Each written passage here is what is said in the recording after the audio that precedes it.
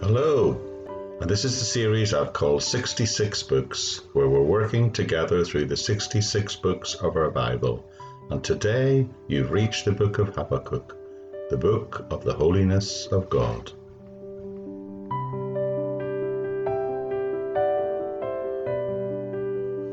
The book of Habakkuk is widely recognized for its beauty. The prophet himself is viewed as a real freethinker among the prophets, and some Bible experts even see him as the grandfather of the Reformation. This is perhaps not surprising, because it was from this book that Paul got his statement, "The just shall live by faith," and of course Martin Luther got it from Paul.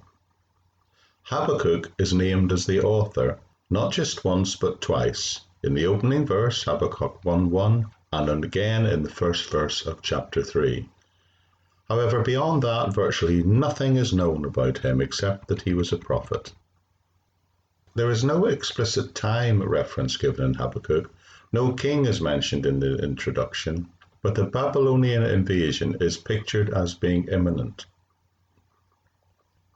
The descriptions given indicate that Babylon had become a world power. The Chaldeans conquered Babylon in 612 BC, so it had to be after that.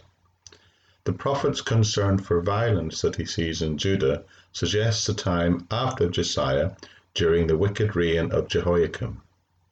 The most likely date would seem to be around 607 BC, when Jehoiakim's reign was still well underway, but before Judah was invaded by Nebuchadnezzar in 605.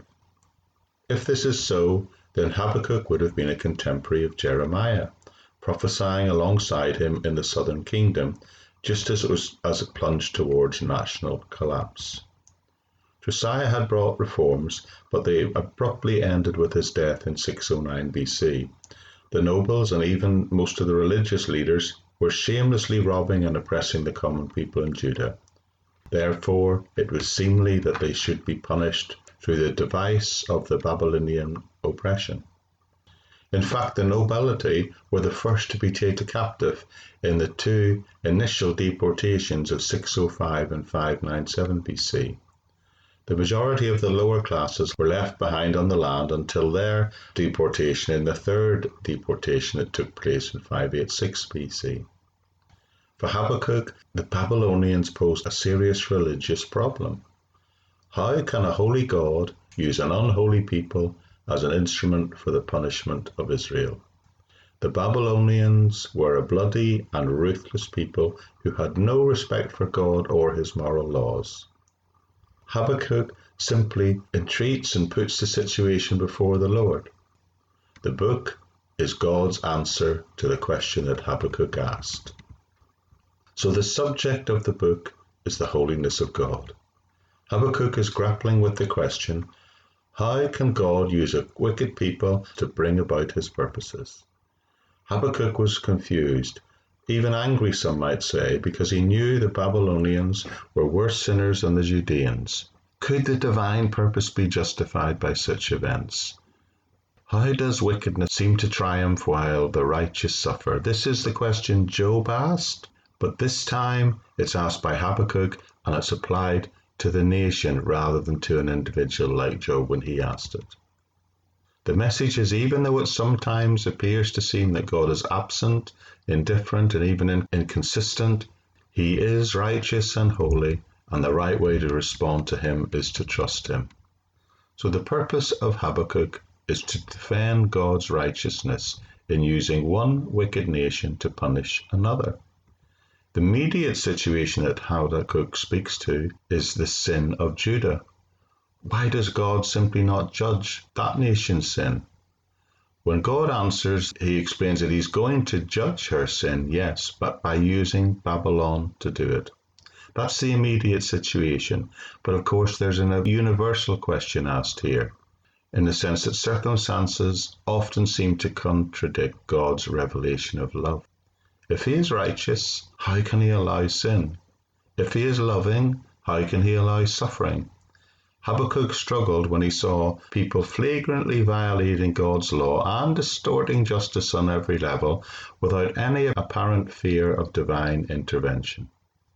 He wanted to know why God was allowing growing iniquity in the land to go unpunished. God's answer, of course, is that Habakkuk should simply trust in him, even in the worst of circumstances, because of his incomparable wisdom, power, and goodness. God's plan is perfect. Nothing is big enough to stand in the way of its ultimate fulfillment, in spite at times of appearances to the contrary.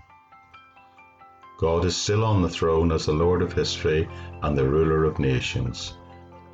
Habakkuk is told in that day that he must simply trust in him, and of course that applies to us still today.